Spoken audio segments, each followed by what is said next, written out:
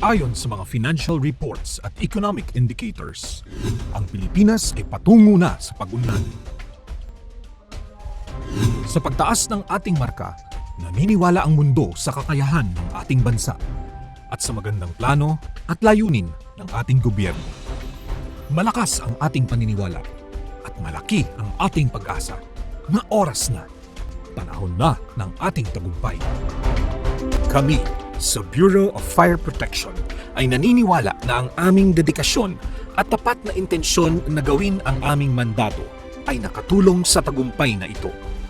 Bilang isang ahensya sa ilalim ng Department of the Interior and Local Government, pinagtitibay namin ang misyon nito na itaguyod ang kaligtasan, kapayapaan, kaayusan at seguridad ng ating mamamayan sa pamamagitan ng pagsugpo at pag-iwas sa sunog para sa ikatatagumpay at patuloy na kaunlaran ng ating bansa.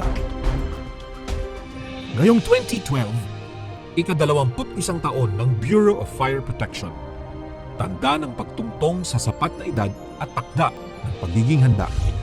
Binibigyan natin ng diin ang temang BFP at 21, committed to the promotion of economic development and environmental protection. Handang tumugon sa panahon ng pangangailangan. Handang manindigan bilang isang ahensyang may malalim na kakayahan at mapagkakatiwalaan ng mamamayan.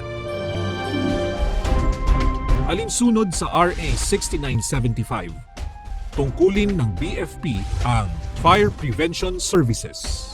Upang maiwasan ang sunog, ang BFP ay nagsagawa ng inspeksyon sa mahigit na 600,000 establishmento. Nag-issue ng mahigit na 500,000 fire safety inspection certificates. Nagsuri ng mahigit na 70,000 building plans. Nagproseso ng mahigit kumulang 450,000 business permits. Nag-issue ng 30 abatement orders. Nagrekomenda ng paghinto at pagsasara ng 64 na establishmentong hindi sumunod sa fire code. Sa Fire Suppression Services, ang BFP ay patuloy na itinataguyod ang kakayahang lumaban sa lahat ng klase ng sunog sa pamamagitan ng pagpundar ng mga kagamitan. Ang pangunahing prioridad ay ang mapunan ang kakulangan sa fire truck. Sa kabuuan, ang BFP ay may mahigit 1,650 fire trucks at 70 ambulansya. Mahigit 12 at 800 fire hose. Mahigit 3,800 fire nozzle.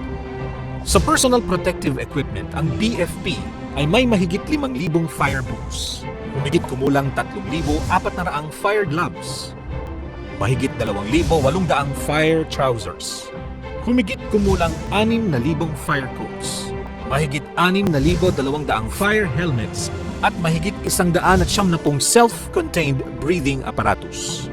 Ngayong taon, nakatalagang bumili ang ahensya ng 8,275 fire boots, 8,222 fire gloves, 7,858 fire coats and trousers, 7,921 fire helmets, 816 na self-contained breathing apparatus, at 3,957 fire hose.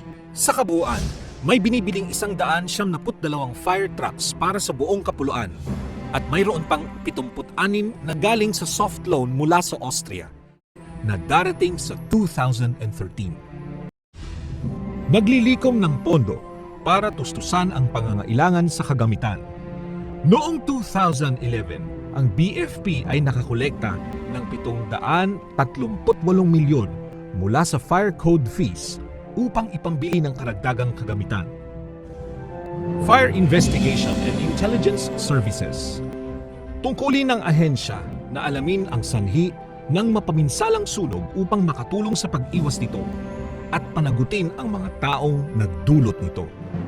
Pinagtitibay ang pakikipagtulungan sa iba't ibang sangay ng gobyerno gaya ng National Bureau of Investigation at Philippine National Police para sa agarang paglutas ng mga arson cases.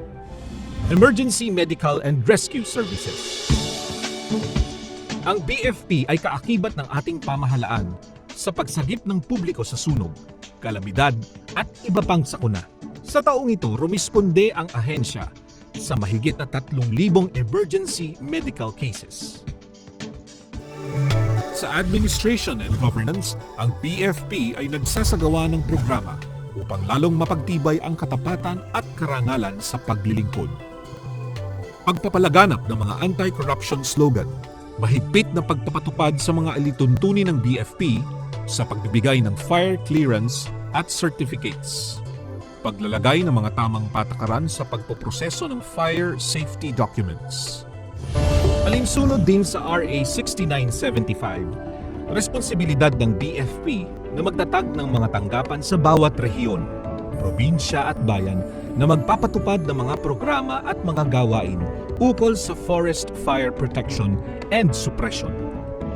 Bilang pagsuporta sa National Greening Program, ang BFP ay lumikha ng isang inisyatibo, ang Buying a Living Tree System o BLTS, sa pakikipagtulungan sa Department of Environment and Natural Resources at Department of Social Welfare and Development, alinsunod sa Conditional Cash Transfer Program nito. Sa patuloy naming pagsisikap na mapagtagumpayan na tuparin ang aming tungkulin, na maging masigasig sa pagbabahagi ng kaalaman para maiwasan ang nakamamatay na sunog at laging maging handa sa pag-apula nito, maging sa pagbibigay serbisyo sa anumang uri ng kalamidad, pagyamanin ang kakayahan, paglingkuran ng tapat ang ating bayan at makiisa sa pamahalaan. Nananalig kami na natutupad namin ang aming misyon sa buhay. Mabuhay ang Bureau of Fire Protection. Mabuhay ang Pilipinas.